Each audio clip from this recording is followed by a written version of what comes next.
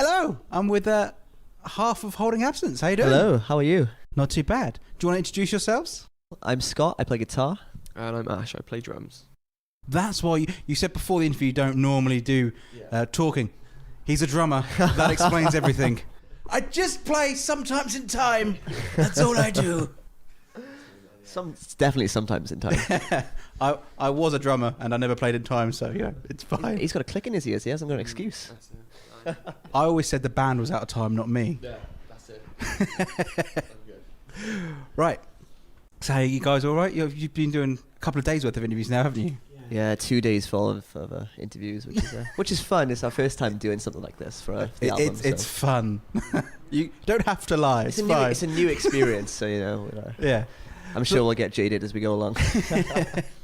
Right, for people that haven't heard of you guys yet, how would you describe yourselves? Because I was looking at like your bio and like who your influences are, and if somebody read that, they're like, I don't know who these people are. I think that's one of the best things about us is that we all have such an eclectic music taste as a group, and I don't think you could really pin down one band that we all say, this is, what we sound like. Yeah. Like there's so many sort of different bands ranging from like the 1975 on the poppier side, and then bands like Architects on the heavier side, and yeah, I think it's just really hard to sort of pin down one kind of staple to pin us to, really. Yeah. See, when I was reading it, because on the bio it says it goes from Radiohead to Thy Art Is Murder. It does. Two very good bands. It does. What is the most extreme like shuffle you've ever had on like Spotify or anything? Because mine once went from Take That to Slayer, which I was impressed by. That's pretty good. I mean, again, both two good bands. Mine is pretty plain. I listen to quite a lot of like sad music, so mine stays pretty consistent. Pretty sad. Pretty sad. I mean, the boys are getting fed up with me bringing her up, but I'll probably go from like some Radiohead song to Ariana Grande or something like that.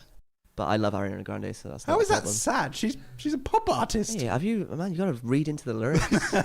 No, I don't. Don't take that much time. What about you, Ash? I feel like being the slightly older member of the band, I have like the I can't say mature taste because like Lucas and James and Scott, like they have like a really pristine kind of refined music taste, but then like I'm the guy in the band that like I like listening to I like driving here literally listening to jazz records, and, but then halfway through I'll go, I don't really fancy listening to this anymore. I'm listening to Currents, and they're like a like a metalcore band from the US who are on the same label as us, and that kind of, it will always dip from like my brain being like, I don't really want to have to focus on some music, so I'll put like some like easy listening, like something like jazz or like I don't know, like City in Colour. I love City in Colour. Yes. Who doesn't love City in Colour? But then also like, then I'll just immediately switch and be like, okay, now I want to just listen to some Beartooth or some Architects, or something like some heavy stuff. So I think, yeah, that's kind of the beauty of the music we have written and are and do write. It is like eclectic from all angles. So yeah. So obviously you're coming down to play in Southampton in March at the Joiners. We are in Joiners, yeah. Yeah. What's the date? I want to say The 23rd, I want to say. I think it's the 20th. Maybe 21st. I mean, I probably should have changed. I mean, I thought it was the 27th, so we'll go with 20th. Oh, It's definitely the early 20s. It is 27th. I was right. Oh, it's 27th, is it? 27th. I mean, you should probably know that more than me. Hey, we're out for like 4 weeks straight, so they all kind of sort of blurred. We know we start on the 8th and we end on the 29th, so that's all we know. It's somewhere in that time where you're appearing in cities. I'm like, where are we now?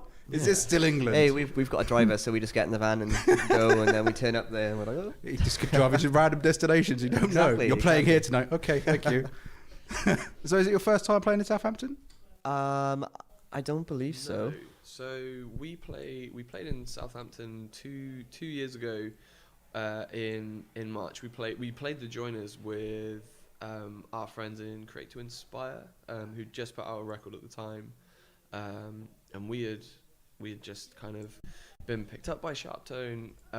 We were doing this string of dates along with a tour with We Are the Ocean, and it was sort of like, oh, we wish we could have done the Create to Inspire tour, so we like jumped on those shows, and it was really nice. That was kind of like our ethos right from the early days, was just tour as much as we can. And this March run is kind of like a a statement to that, doing 3 weeks of tour, like 3 weeks of Europe and UK touring, and kind of having 2 or 3 days off from the whole thing.